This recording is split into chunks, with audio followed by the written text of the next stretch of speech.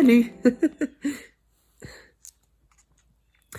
Je sais qu'habituellement la chronique est pleine d'énergie, mais pas aujourd'hui. Vraiment désolée. C'est un restant de COVID qu'on a attrapé durant le temps des fêtes en famille. On s'est offert ça comme cadeau. Donc, il reste encore une fatigue générale, un peu de tout, un nez bloqué. L'avantage quand on est humain, c'est qu'on est capable de verbaliser, hein, justement. On le sait quand on va pas bien, puis on est capable de l'exprimer. Donc on dit, ah, j'ai mal à la tête, mon nez est bloqué, je me sens pas bien, j'ai mal aux os, ouf, je pense que je suis un peu chaude. Mais quand notre animal est malade, comment on le sait? Alors, je te dirais que la plupart du temps, non. On ne peut pas se fier là-dessus. Si vraiment la truffe est très, très sèche, ça peut être un signe aussi de déshydratation. Ça peut être un signe aussi que le chien souffre de ce qu'on appelle l'hyperkératose. Souvent, le nez va s'assécher, va devenir croûteux, mais ça ne veut pas dire que le chien ne va pas bien. Alors, la meilleure chose à faire dans des cas comme ça, si on a un doute, c'est de prendre la température du chien, de vérifier qu'elle est bien normale, c'est-à-dire autour de 38,5 degrés centigrades, de regarder, voir est-ce qu'il mange, est-ce que tout va bien au niveau de l'élimination, des selles, des urines.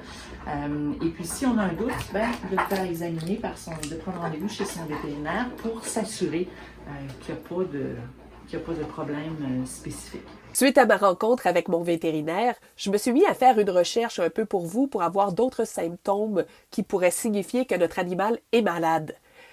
L'important vraiment dans tout ça, c'est de connaître notre animal, de savoir quand il est en forme, comment il agit, quand il aime jouer, quand il est vraiment en pleine possession de ses moyens. Et, à l'opposé, quand il y a quelque chose de bizarre dans ce type de comportement, là, on commence à se poser des questions et on le surveille. Habituellement, 24 heures, il peut avoir un virus, quelque chose comme ça, c'est relativement normal. Quand ça commence à être différent ou vous sentez qu'il y a quelque chose de vraiment dans son comportement qui est bizarre, et ça me fait penser à une histoire, quelque chose qui est arrivé à Belle, mon chien, vous savez que j'ai un grand danois, et puis j'ai eu vraiment très peur qu'elle souffre de ce qu'on appelle une torsion d'estomac. Donc, chez les grands chiens à poitrine profonde, ce qui peut arriver, c'est que vraiment l'estomac se torde. Et là, évidemment, il y a tout un système qui ne fonctionne pas. Il y a l'air qui s'engouffre là-dedans. Et là, ça crée ce qu'on appelle en anglais bloating. Donc, c'est comme vraiment une expansion. C'est très souffrant. Et ma belle, dans son comportement, c'était vraiment étrange parce qu'elle n'arrêtait pas de tourner en rond. Elle voulait pas se coucher. Elle essayait de se coucher, puis ça avait l'air pas confortable. Elle se relevait. Elle demandait la porte toujours pour essayer d'aller manger des herbes, du gazon. Elle essayait de vomir. Ça fonctionnait pas bien. Moi, j'ai reconnu des signaux de « Oh, c'est peut-être une torsion d'estomac ». Alors, vite, j'ai pris mon chien, je l'ai mis dans la voiture et on est parti en urgence vétérinaire. Par chance, c'était ce qu'on appelle une colique.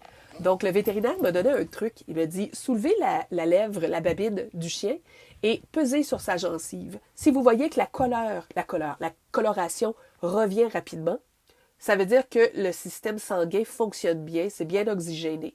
Si la couleur ne revient pas rapidement, que ça reste blanc ou que d'autres, les gencives sont une drôle de couleur, comme bleutée un peu, attention, là c'est vraiment quelque chose de grave. Et dans le cas de mon chien, même si elle semblait souffrir, la couleur revenait instantanément. Tout était beau à ce niveau-là, donc après des examens, ils ont vu que c'était pas du tout une torsion d'estomac. Ça m'a vraiment soulagée. Donc, si vous avez des interrogations, gênez-vous pas pour demander à votre vétérinaire pour le type de chien que vous avez. Est-ce qu'il y a des maladies? Est-ce qu'il y a des choses qui est peut-être un peu plus propice à attraper que d'autres? Par exemple, grand chien, torsion d'estomac. Donc, informez-vous de savoir ce serait quoi les symptômes afin d'être vraiment outillé si jamais il y a une situation problématique qui arrive. Une chose est certaine, un nez mouillé, un nez sec, c'est pas un gage de santé.